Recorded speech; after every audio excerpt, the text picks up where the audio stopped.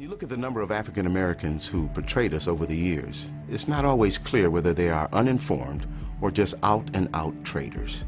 When we see pro-choice politicians defending abortion on television, do they really understand the implications of abortion and that it is certainly used for black genocide? Reverend Benjamin Hooks, one of the former presidents of the NAACP, once personally told me that the NAACP would not bring this subject to the floor because they believed it would tear up the NAACP. Even the media has conspired with the NAACP to keep this issue from the attention of the black community and the public at large.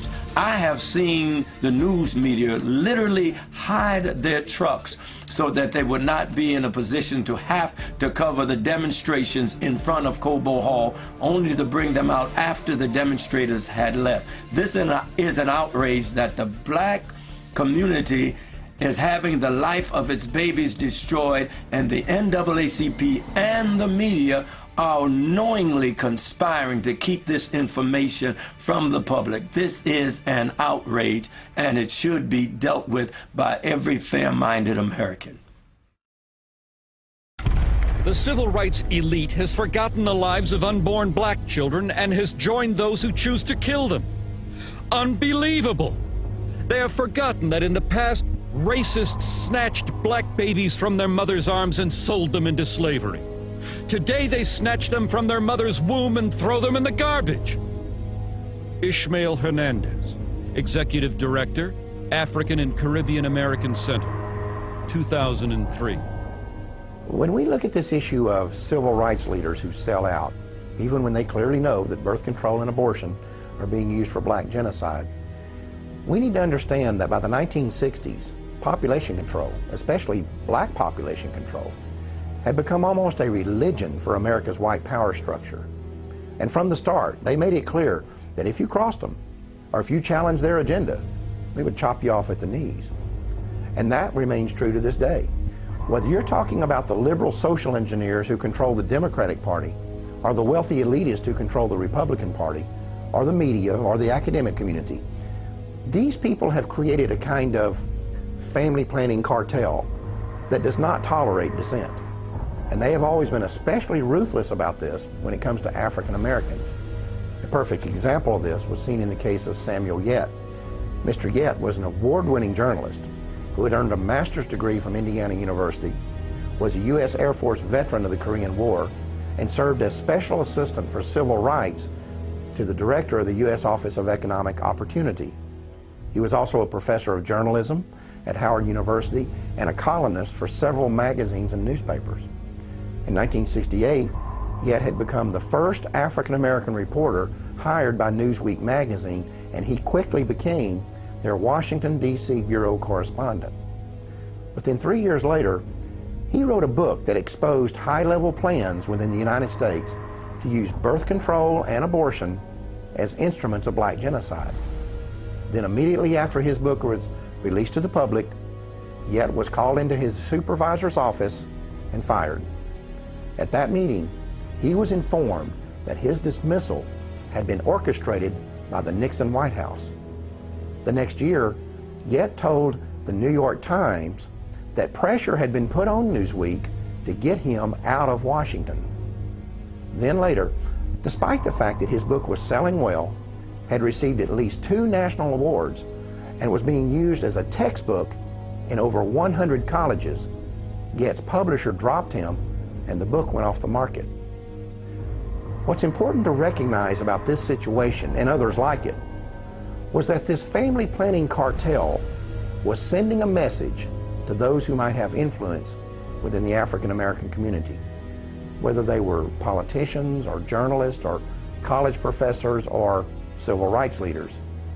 They were being warned that when it comes to population control, they only had 2 options. They could either get on board with it or they could keep their mouths shut.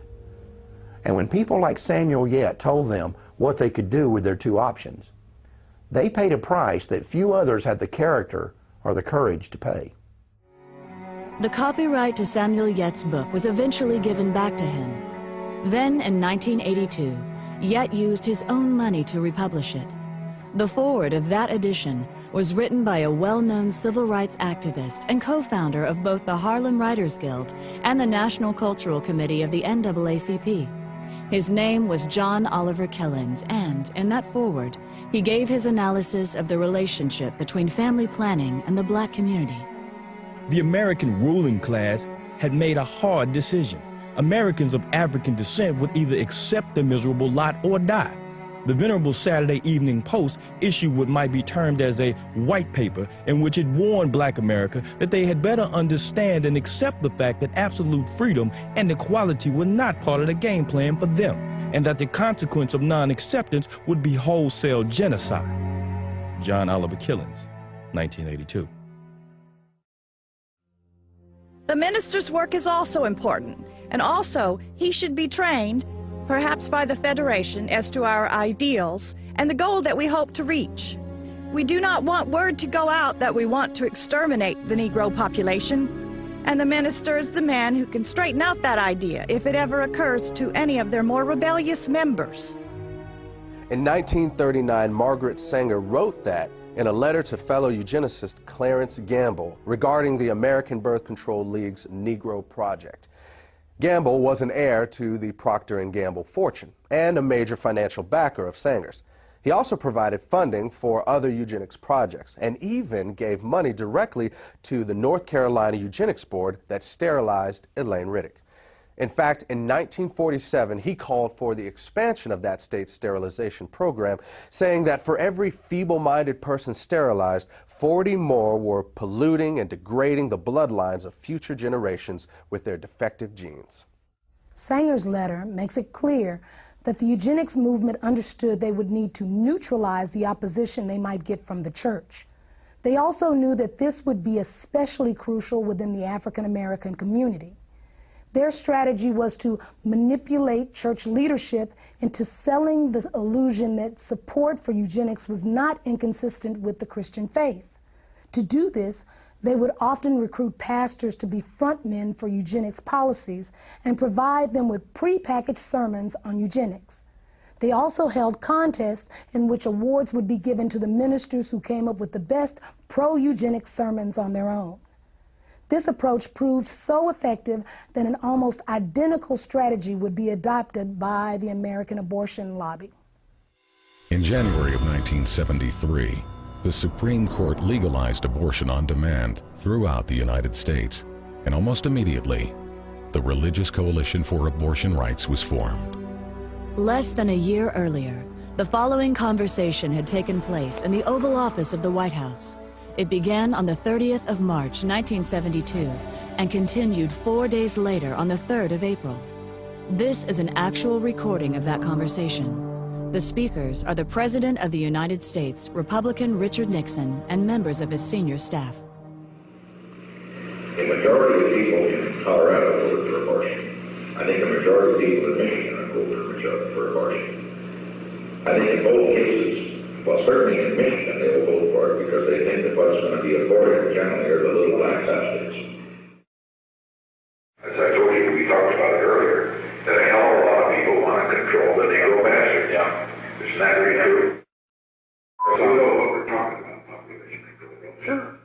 We're talking really, and what John Rockefeller realizes. Look, the people in what we call our class control their populations.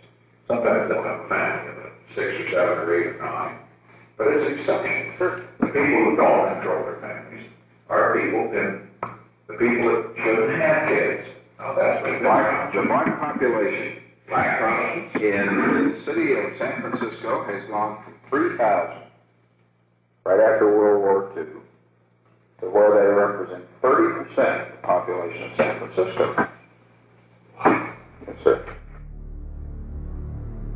The Religious Coalition for Abortion Rights was originally created with the financial backing of John Rockefeller, and its current president is an African American who was once appointed to the Washington, D.C. City Council by Richard Nixon. In the early 1990s, the organization changed its name and is today known as the Religious Coalition for Reproductive Choice.